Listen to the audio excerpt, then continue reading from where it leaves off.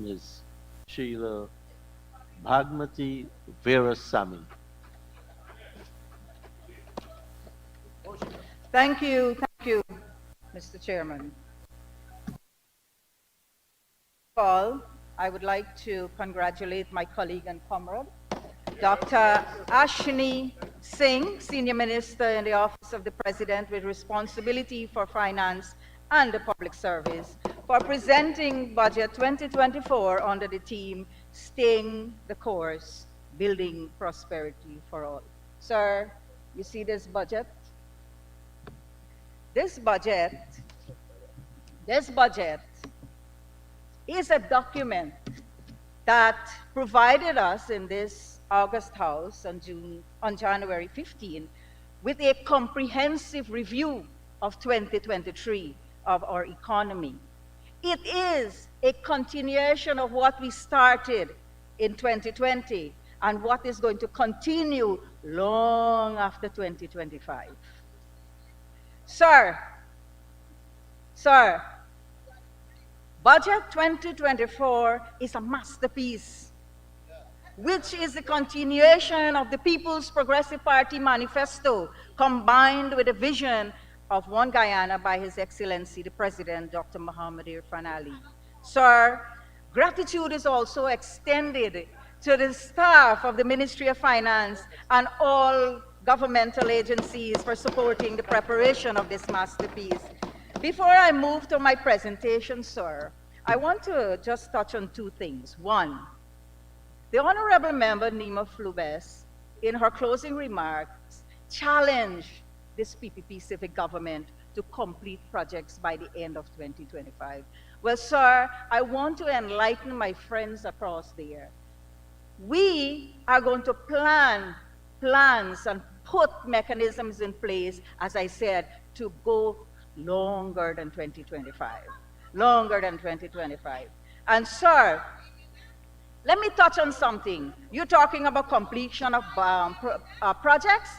When we left this country in 2015, you had several projects on hand, several projects, the East Coast Highway, the West Coast Demerara Road. You had the Sherry Street, Mandela Avenue. You had the Ogle to Eccles. You did what? What did you do? PPP had to come back in government in 2020 to complete all those projects. You did nothing. Sir, 2020 budget focuses on people, the development of our country's infrastructure, the diversification and strengthening of our economy, job creation, building an educated and healthier nation, ensuring that individuals and families own their own homes and utilities provided to them for improved standard of living. That is what prosperity is all about. Sir, because climate change and oil and gas, Guyana has become part of the global village. The world is watching us grow and develop, yet my colleagues on the opposite side of this house claim this budget has nothing for our people. Sir, APNU AFC is a stranger to the truth, and no amount of their distortions of this budget cannot change the facts. Our Guyanese sisters and brothers are intelligent people who read, listen, and yes, they are social media savvy. Sir, the opposition members claim that Budget 2024 was developed with family friends of the People's Progressive Party Civic. Sir, the Guyanese people are our family and friends. They have voted you out of office, and they struggled with us for 5 months for the restoration of democracy in Guyana. Sir, do you remember the more than 200 taxes that were imposed on our people?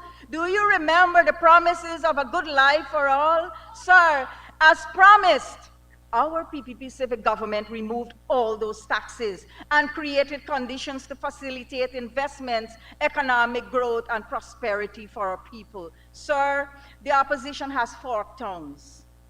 One time, they lamented that Guyanese contractors were not allowed to partake in the infrastructural development of this country. And now, sir, they are saying this budget is for the contracting class. Come on, y'all make up y'all mind where y'all to tell this nation.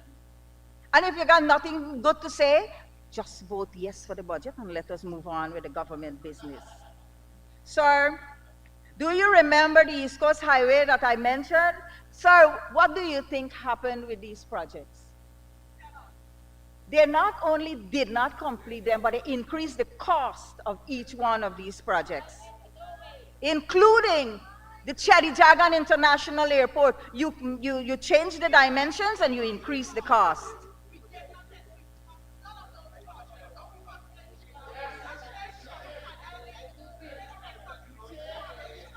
Sir, the opposition must not come to this House and criticize our government for revolutionizing our infrastructure to fit the 21st century.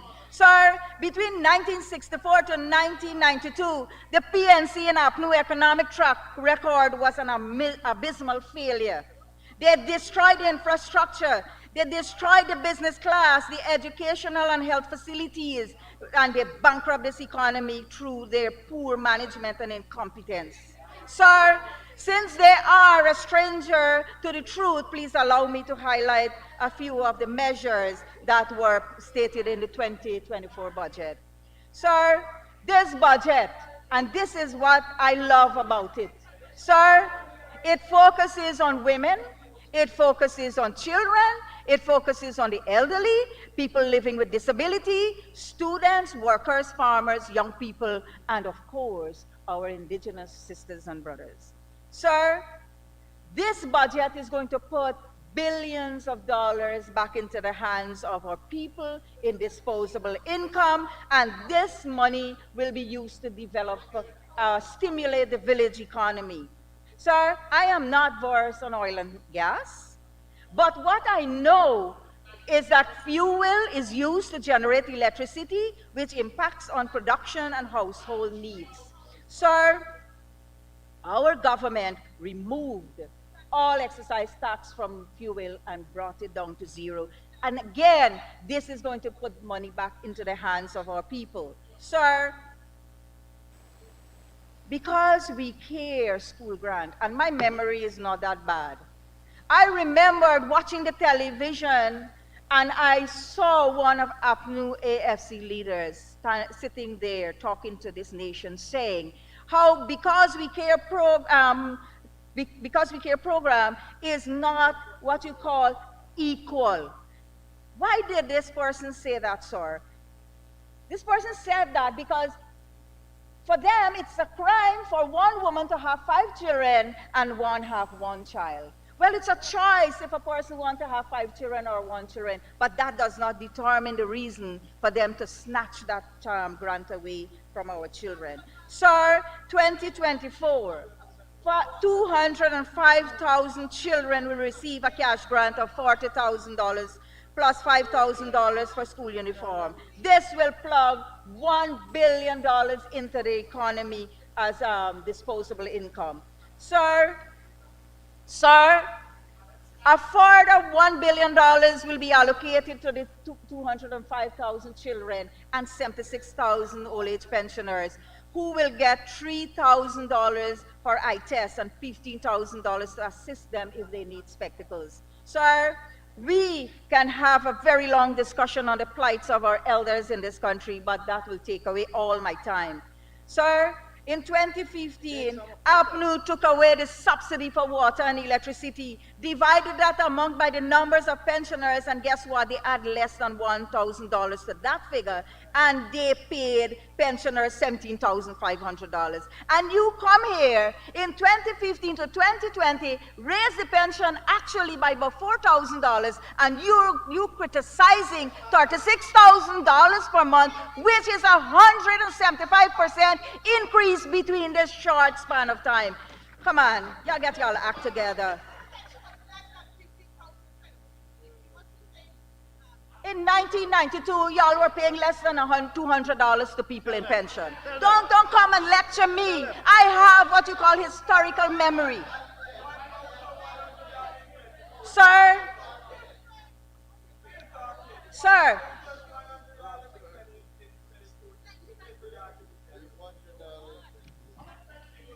social assistance are for the vulnerable. last 3 years, a register was created, sir. And guess what?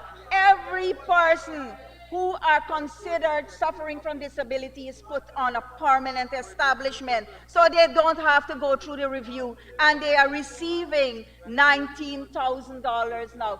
Sir, those very persons were getting $9,000 in 2020. This is a 111% increase over this period of time. Sir, we have been experiencing major problems with NIS. Sir, I'm not going to talk about the amount of money, but what I am going to say is that I am extremely proud of my government. I am extremely proud of my party in government for considering the needs of the people and for rectifying the problems with NIS. You had 5 years and you did not do it. Sir, women, women, sir, this budget, I am focusing on the women of this country. Sir, I learned when you give a woman a fish, she feeds her family. Sir, women between the ages of 21 to 65 will receive $8,000 to get tested for cervical cancer at any medical facility of their choice. And sir, if they are tested positive, then, sir, further treatment will be provided. Not only that, in 2022, the Honorable Minister, Dr. Frank Anthony, had made an announcement. HPV vaccines are now provided to women up to the age of 45. Sir, the maternal and pediatric hospital at Oval, over the decades, we have always experienced maternal and pediatric, deaths. Sir, that is soon going to be a thing of the past because specialized care is going to be provided not too far from here, about 2 miles away at Ogle, at the state-of-the-art hospital that is being constructed. Sir, consecutive PPP civic governments since 1992 made bold decisions when it comes to women's development and empowerment and positioning them in the decision-making processes of our country at all levels. Sir, in 1996, the National Commission on Women was established to provide policy guidance to the minister responsible for women affairs. This commission gave way to the Constitutional Commission on Women and Gender Equality, which reports to the very August House. Sir, a national policy was developed to guide government on the socio-economic and political status of women in this country. And sir, between 2003 to 2008, women across Guyana were trained by National Democratic Institute under the theme Women's Political Participation in Governance. Sir, this see a surge in women's role in grassroots politics at the NDC level, at the village council level, and so on. And sir, this training was continued by GWLI, the Guyana Women's Leadership Institute, from 2008 to 2014. Sir, and the Institute took the training program to every corner in this country, every single region. Sir, between 2015 to 2020, the Guyana Women's Leadership Institute almost disappeared. And guess what, sir? When the PPP Civic took government in 2020, Honorable Dr. Vindhya Prasad re-energized this institution and under a team called Women Innovation and Investment Network. And this institution has trained thousands of women and girls with various skills to allow them to either get a job or to start a small business. Sir, Gold Scholarship, it seems to be the biggest thing in this house. I will only mention one thing of it. We promised 20,000 scholarship. We surpassed that and it is now 21,442. And guess what, sir? 15,366 of those beneficiaries are women. Do you know where this government policy is going to take women in another decade or so? We are getting right where the vision of the PPP wants us, to be part of decisions that will affect our lives, affect the lives of our families, affecting the lives of our villages. Sir, a sum of $4 billion is allocated to continue this program. Loan write-off. Students across this country are rejoicing. They are rejoicing that this first phase will be implemented this year, and 2025, education at the University of Guyana will become free. And I heard when you said, oh, but it's y'all put money, y'all start charging students money. But you got to examine this in context, Mr. Speaker. In context, in 1992. Honorable member, in the context of time, you will need an extension. Thank you, Mr. Speaker. I'd like to ask for 5 minutes more for my colleague to conclude a very good presentation. Thank you, Minister Teixeira. Yeah, Honorable member, thank you may Mr. continue. Speaker. Sir, in 1992, the University of Guyana was a rundown premier tertiary educational facilities. Very rundown. And a fee had to be charged to boost it up. Because you know what? The economy of this country was so bankrupt that not even IMF or the World Bank was willing to give us any money. That's the state you left this economy in. It is not true. Go and read your history. Go read your history, young man. Don't lecture me on history. The only person in this room who could lecture me about history is this woman sitting right here, Honorable Gail Teixeira. Only her I will listen to. She will lecture me and Pauline together. Sir, in the period that APNU was in office for 5 years, you only give the University of Guyana $10.1 billion. And you come here and you're criticizing. And in the 3 years, we have given the University of Guyana $17.4 billion. Sir, public servant salary is not just salary. You give 6%, 7%, and 8%. It's a package, sir. Package. When you remove 14% VAT on all these 200 items, you put money back into the hands of families. When you give this cash grant at the end of the year, you put money into the hands of public servants. When you give an increase at the end of the year that is retroactive to January, you put a lump sum money into the hands of the workers. So don't come here and mislead the public servants into believing that we are doing nothing for them, because we are doing a lot more than you have done. What you did, you increased the salary and you took it away back like thieves in the night, stealing from the people the same money that you gave them in 14% VAT. You can't associate the honorable member. Please withdraw. I withdraw, Thank you sir. very much, Mrs. Speaker. Part-time workers. Sir, this is one of the most revolutionary steps that the People's Progressive Party has taken. Women who do not have much of an education or never had an opportunity to complete secondary schools can find themselves in the WIN program, learn to use the computer, learn to do something, find themselves in a job, earn money when the month up, and still spend time with their families. Sir, this is what I refer to a mind-blowing masterpiece of a budget. Sir, do you know what these programs are doing for the women of this country? Let me remind you, sir. It is allowing women to reclaim their power through financial independence. And sir, 15,000 persons were benefiting from this program last year at the cost of $6 billion. Sir, in 2024, $10 billion has been allocated for this program. Sir, I cannot end my presentation by not commending the government for its continuous support for Guy Suku.